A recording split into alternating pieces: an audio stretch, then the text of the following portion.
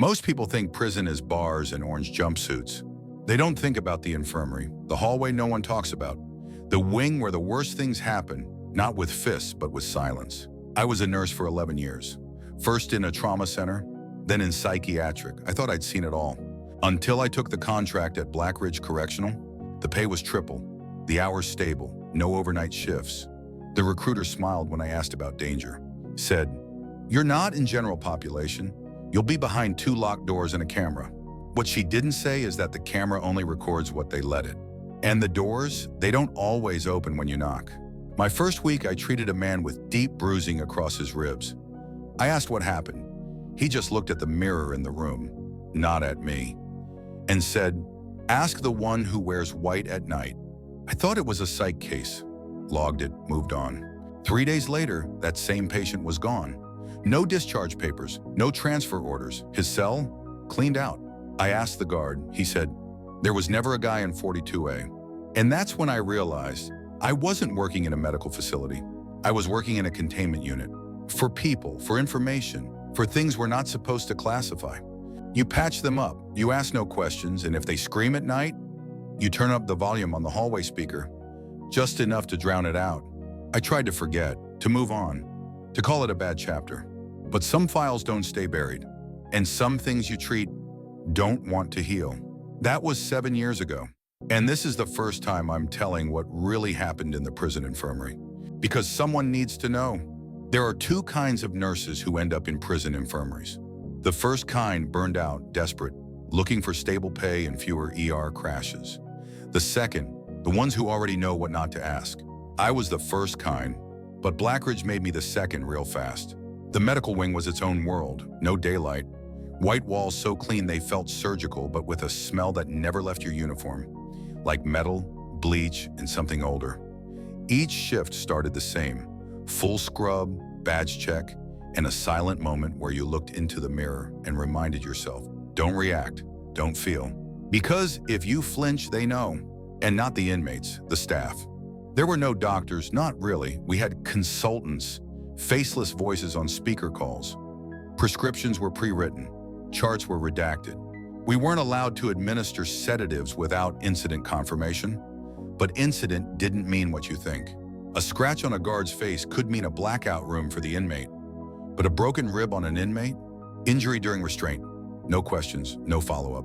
The med block had 3 rules, unspoken but ironclad. Never log anything that wasn't signed off. If you find something written in red ink, destroy it.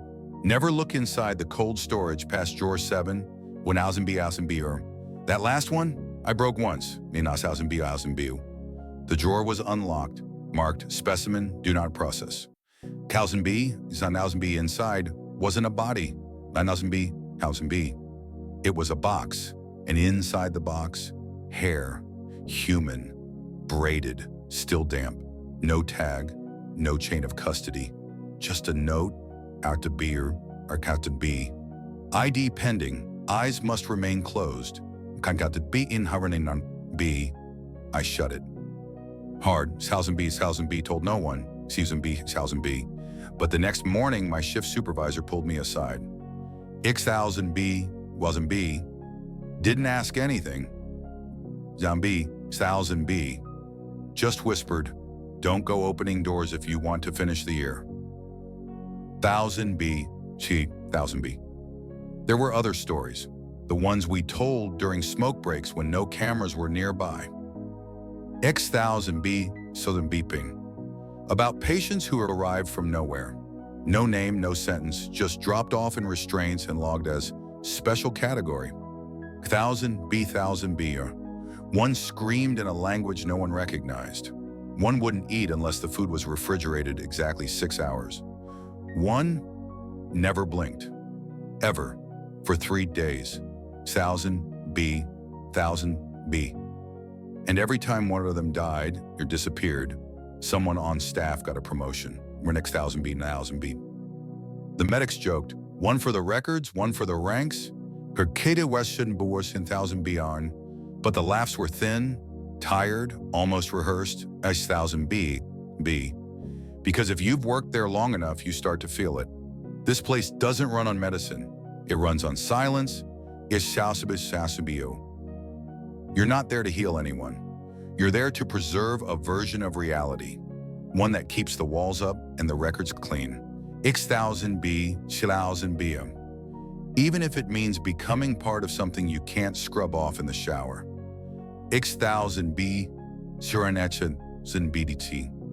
It was my 8th month at Blackridge when they brought in patient 9 to 17, Serbi Karit. He arrived unconscious, escorted by 3 guards I'd never seen before. No cuffs, no shoes, just a white linen shirt soaked through with something too dark for blood and too thick to be water. They didn't give the file, just a verbal note. Extreme observation, no sedation, no questions.